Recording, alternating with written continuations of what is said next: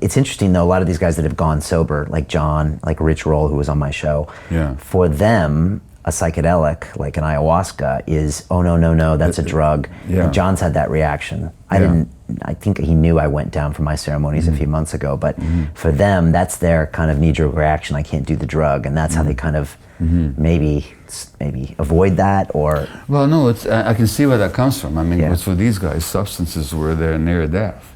Right. And now we're saying, here's a substance, this is going to help you. So they don't see the logic. But there's a fundamental misperception that they have, is that it's not the substance, it's what they call the set and the setting. The set being your mindset, your intention.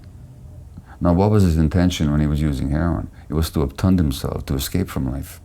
The intention when you do a plant ceremony is to awake more, to have more insight, more life rather than less. It's not to disconnect, but to connect. So that's the set. The setting for the heroin use was some dingy bar or back alley or some room with a bunch of buddies who wanted to get strung out.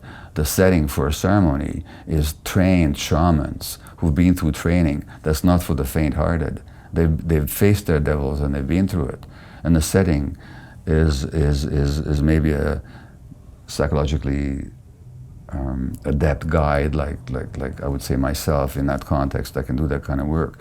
And the setting is other people on a healing journey who are there to support your own healing and who are willing to accept you and work with you and be with you. So the set and the setting, the intention and the context are totally different. And therefore the experience is totally different. Number one. Number two, the heroin he was using daily, regularly as a form of escape. The ayahuasca, if that's what we're talking about, you don't use daily. You use very consciously in a ceremony setting as a way of opening the doors of perception. It's still up to you to walk through those doors. And then walking through those doors is something you have to do in your daily life. So it's not going to happen for you right there in the ceremony. In the ceremony, you might have an opening, which otherwise you might not have had, and you might have realized things about your past and your true nature that hitherto had been hidden to you. But that's just when the work begins. So I'm not here to talk anybody into it. It's not for everybody. And if somebody's not called to do it, there's a million other ways of working.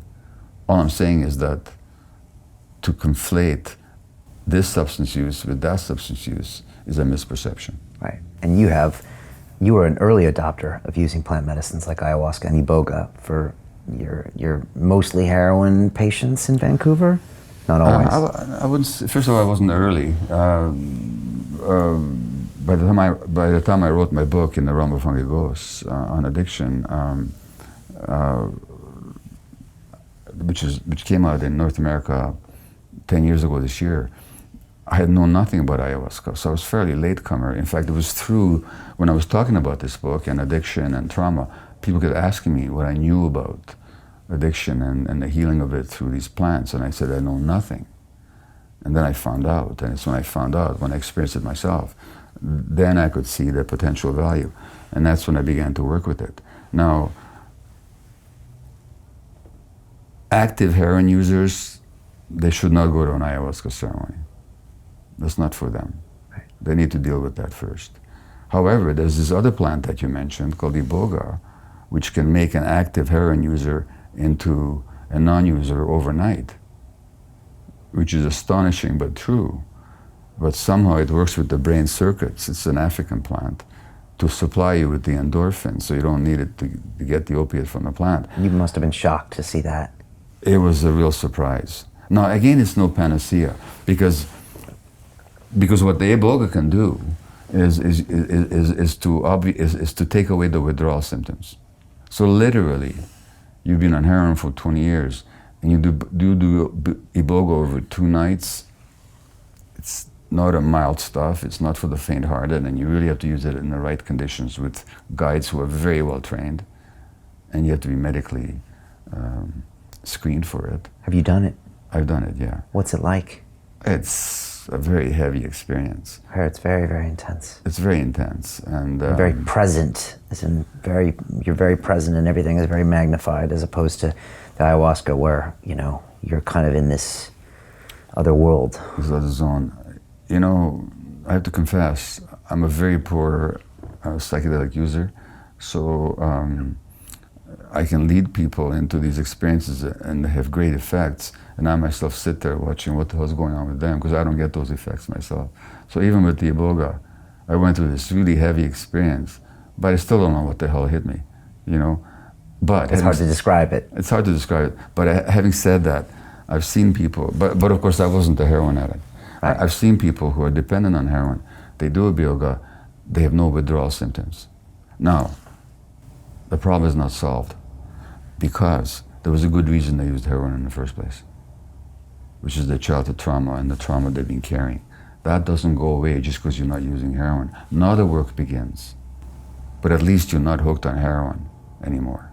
So that's what the Iboga can do. Right. So what I've seen is people do the Iboga to stop the heroin and then use the ayahuasca as a way of psychologically getting to know themselves and working through their trauma. Okay. Ideally. Fairly directly afterwards, as in within days? Weeks. Weeks. Yeah. Okay. Okay. Yeah. Now, again, we're talking ideal here because these modalities are not cheap. And the average downtrodden drug user can't afford them. And especially because in their wisdom, governments have made these modalities illegal in the Western countries. So people have to do it illicitly, it's not cheap, or they have to travel to Latin America where it's not illegal. And again, that's a lot of money. So a lot of the people who need these and could benefit from these modalities don't actually have access to them. That's just the truth. Right. And that's a shame.